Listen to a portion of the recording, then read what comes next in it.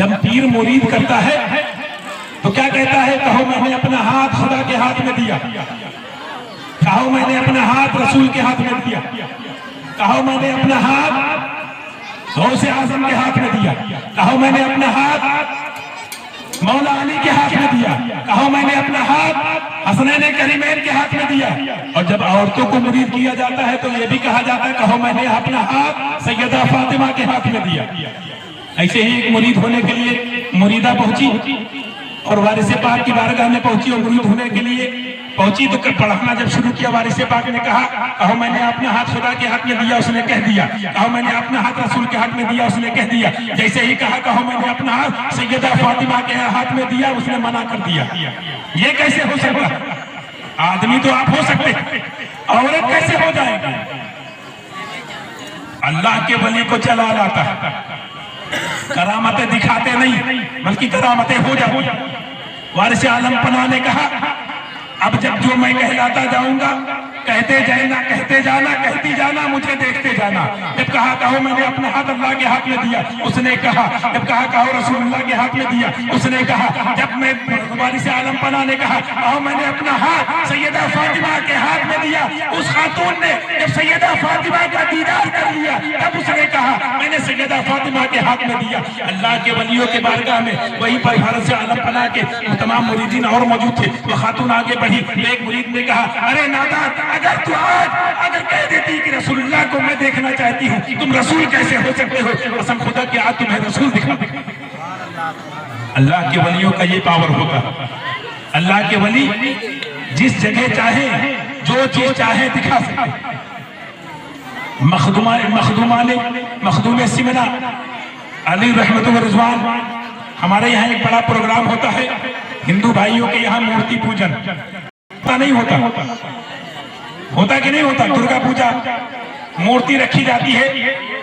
ऐसे ही जौनपुर के इलाके में बहुत बड़ी मूर्ति खुद से बनाते थे। आज के दौर में तो बनी बनाई मिल जाती, जाओ पैसा खर्च करो मिल जाएगी। उस दौर में इंतजाम, महीनों इंतजाम करते थे, तराशते थे, बनाते थे। मखदूम अशरफ जहांगीर सिमनानी रहमतुल्लाह अलैह अपने काफिले के साथ सरजमीन सिमनान से चलकर किचौटा शरीफ आ रहे हैं। रास्ते का सफर है जौनपुर की सरजमीन पर। जब पहुंचे तो क्या होता है, बड़ा अजीब मंजर देखा। मूर्ति बड़ी अच्छी लगी, बड़ी खूबसूरत लगी। सारे के सारे मुरीदीन वहां पर रुके और रुकने के बाद चल दिए। एक कुलखीमी रहमतुल्लाह अलैह वहीं पर रुक गए, उनको देर लग गई। मखदूम अशरफ जहांगीर सिमनानी रहमतुल्लाह अलैह और थोड़ी दूर पहुंचे तो कहा, कुलखीमी कहाँ? कुलखीमी कहाँ? हुजूर वो मूर्ति देखने में लगे। कहा ठीक है, आ जाने दो। जब आए, आने के बाद कहा, क्या बात? कहा मूर्ति बड़ी खूबसूरत थी, मैं देखने लगा। तो कहा अच्छी लगी? बहुत अच्छी लगी। कहा बहुत अच्छी लगी। कहा जाओ उस मूर्ति के पास चले जाओ, उस मूर्ति से कह देना मुझे तुझे मेरे पीर ने बुलाया। अल्लाह के वलियों का पावर देखो। कहा मुझे तुझे मेरे पीर ने बुलाया। इतना कहा, उस मूर्ति में जान पैदा हो जाती। वो हसीनो जमील बड़ी खूबसूरत खातून बन जाती, एक हसीनो जमील लड़की बन जाती, लेकिन उसकी पत्थर वाली निशानियों में से एक निशानी बाकी रहती, उसके नाखून पत्थर जैसे ही रहते। वो उसको लेकर के करीब पहुंचते हैं, कलमा पढ़ाते हैं, उसका निकाह पढ़ देते हैं। कुलखीमी के साथ निकाह हो जाता है। आज जौनपुर की सरजमीन पर उनका खानदान आज भी मौजूद है, वहीं पर वो आबाद हो जाते हैं। उनकी औलादों में से आज भी अगर वहां जो मिलते हैं, उनके नाखून पत्थर जैसे, हाथों पैरों के नाखून पत्थर जैसे। यानी वलियों का पावर है, जिसे चाहे। आज हम सब होते नहीं, मूर्तियों को खाना नहीं खिला सकते, लेकिन अल्लाह के वली मूर्तियों को भी खाना खिला देते। अल्लाह के वली मूर्तियों को भी खाना खिला दिया करते। आज इसीलिए मज़ारों पर देखो, हिंदू मुसलमान नहीं देखा जाता। मज़ारों पर जाओ, किसी भी मज़ार पे हिंदू मुसलमान नहीं देखा जाता, बल्कि दिल देखा जाता, ईमान देखा जाता। किस आस्था से, किस लगन से, किस अकीदे से कैसे वो आया है, उसका दिल देखा जाता है। अगर दिल की कैफियत अच्छी है तो फायदा लेकर के जाता है। अगर दिल आया है चलो मेले में जाएंगे, दुकान पे कुछ सामान खरीदेंगे, चले आएंगे, तो वही हासिल होगा। लेकिन मज़ारों पे बुजुर्गों से कई फीज़ बरकत लेने कर आए हैं तो फीज़ बरकत लेकर के जाएंगे। हम तमामी लोग देखें, कोई खेली से चल कर आया, कोई जुगौर से चल करके आया, कोई बाराबंकी की सरजमीन से चल करके आया, कोई कहीं से आया, कोई लखनऊ से आया है। लेकिन आए हैं क्यों आए हैं? अल्लाह के वलियों के यहाँ आए हैं, अल्लाह के दोस्त के यहाँ आए हैं, क्योंकि अल्लाह के दोस्त की बारगाह में आए हैं, अपनी परेशानियां लेकर के आए हैं। ये परेशानियां यहीं पर खत्म हो जाएंगी इंशाअल्लाह, ये परेशानियां यहीं रुपोश हो जाएंगी। मैं आप सबसे यही गुजारिश करें,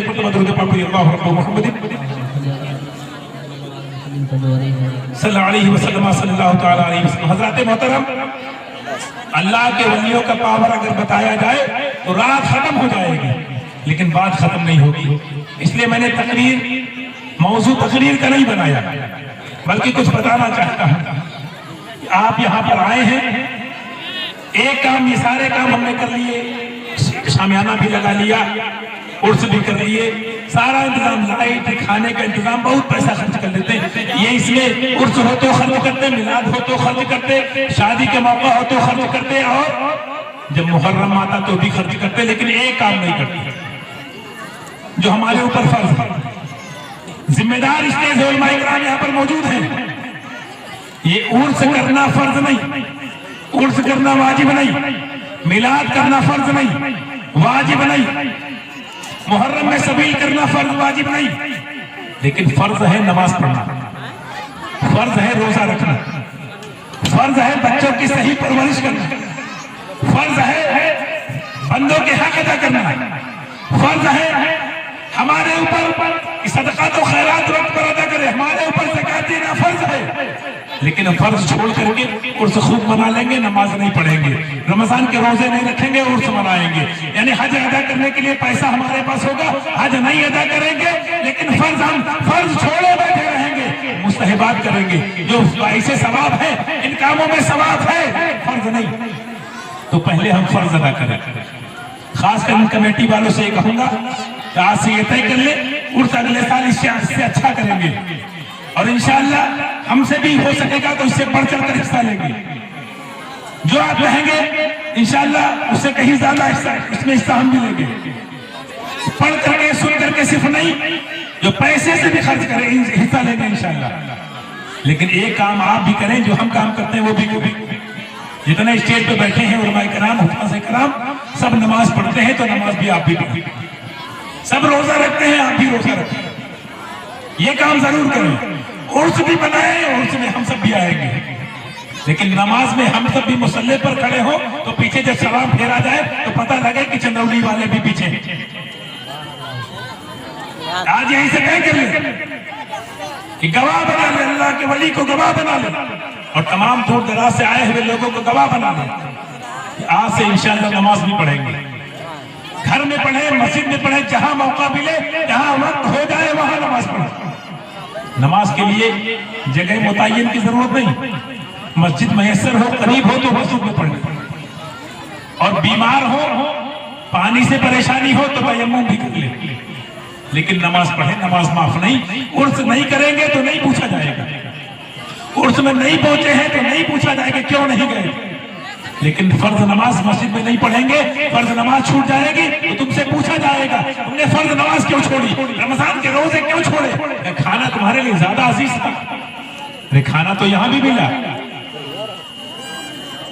खाना सिर्फ अहमियत नहीं रखता, अहमियत रखती है वो चीजें जो हमारे ऊपर फर्ज किया, और फर्ज उन फर्जों के अलावा तलबुल इल्मी फरीज़तुन अला कुल्ली मुस्लिम व मुस्लिमा, हर मुसलमान मर्द औरत पर दीन हासिल करना भी फर्ज, दीन इस्लाम भी हासिल करना फर्ज। अब ये नहीं कहा गया कि औरतें घर में रमजान में रोजे रखे, मर्द ना रखे, औरतें नमाज पढ़े, मर्द ना पढ़े, या औरतें नमाज ना पढ़े, मर्द पढ़े।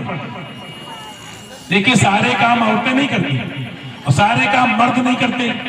कमाने वाला काम मर्द करते और पका के खिलाने वाला काम औरतें करते।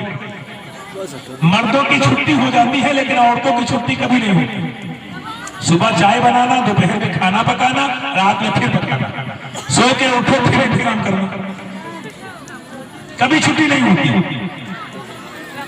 तो हजरात मोहतरम, जिम्मेदारी सबकी अपनी अपनी जिस तरीके से घर में निभाते हैं, बच्चों की परवरिश में जिम्मेदारी निभाते हैं, वैसे ही नमाज में भी जिम्मेदारी निभाए। रोजा रमजान आ जाए, रोजे में जिम्मेदारी निभाए। मालदार हो जाए, हज में जिम्मेदारी निभाए। मालदार हो जाए, ज़कात की अदायगी में भी जिम्मेदारी निभाए। और अगर कोई परेशान है, गरीब है, हमारे खानदान का है, मोहल्ले का है, गाँव का है,